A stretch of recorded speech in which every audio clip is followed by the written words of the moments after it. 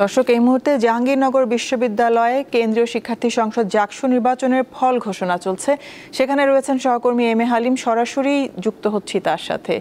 Halim, জাকসুর vote গণনা শেষ হতে কত সময় লাগতে পারে এবং এছাড়াও আর সার্বিক পরিস্থিতি সহ সবশেষ কি তথ্য রয়েছে আমাদের জানাবেন।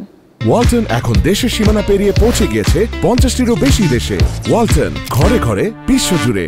হ্যাঁ, যদি আমি একটু আগে সিনেট ভবনে যেখানে নির্বাচন কমিশন যেখানে ফল ঘোষণা করছে সেখানে আমি দেখতে পেয়েছি এখানে 6:30টার দিকে 10 থেকে 12টি হলের যেটি ফলাফল সেটি ঘোষণা করা হচ্ছে।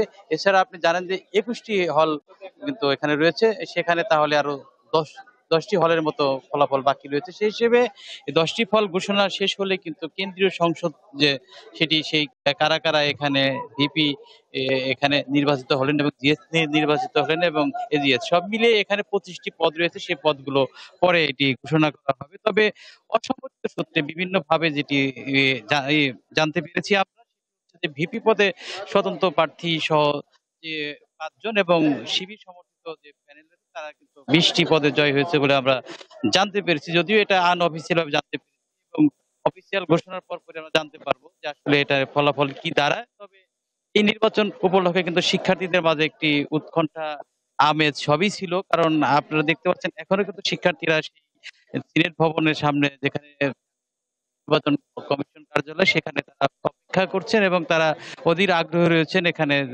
যে কারা কারা পাশ করে। এবং সেখানে আমরা বিভিন্ন শিক্ষার্থীর কাছে আমরা জানতে চেয়েছিলাম আসলে তাদের প্রত্যাশা কি। সেই শিক্ষার্থীরা বলছেন যে যারা নবনির্বাচিত এই সংসদের যারা প্রার্থী বিজয়ী হতে চলেছেন তাদের কাছে তাদের প্রত্যাশা থাকবে যাতে একটি সন্ত্রাসমুক্ত এই ক্যাম্পাস এবং সেই সাথে হল রুম, গণরুম এবং র্যাগিং যে সিস্টেমটা সেগুলো যাতে না থাকে এবং বিগত সময়ে যেসব যে কার্যকলাপগুলো এই ক্যাম্পাসে হতো সেগুলো যাতে না হয়। সব মিলে তারা একটি উচ্চাকাঙ্ক্ষার মধ্যে রয়েছে, যাতে শিক্ষার্থীরা বলছেন এই জাকসু হচ্ছে আসলে শিক্ষার্থীদের সংসদ এবং এই ভোটের যে প্রতিফলন হয়েছে এবং অনেক শঙ্কা ছিল আসলে নির্বাচন হয় কিনা, বানচাল হয় কিনা। কারণ কয়েকটি প্যানেল কিন্তু নির্বাচন বর্জনও করেছিলেন। তারপরেও কিন্তু আমরা দেখতে পেয়েছি সেই দীর্ঘ 48 ঘন্টা হলেও যে সুষ্ঠু একটি সমাধান, সেই সমাধান হচ্ছে এবং এ বিষয়ে কিন্তু যাতে কোনো অপ্রীতিকর ঘটনা না ঘটে সে কিন্তু আইন শৃঙ্খলা বাহিনীর সদস্যরা রয়েছে। এবং এই মুহূর্তে আমরা যেটি দেখতে পাচ্ছি যে এই সামনে কিন্তু শিক্ষার্থীদের যে একটি পদচারণা সেটা আমরা দেখতে পাচ্ছি এবং অনেকে আমরা এখানে দেখছি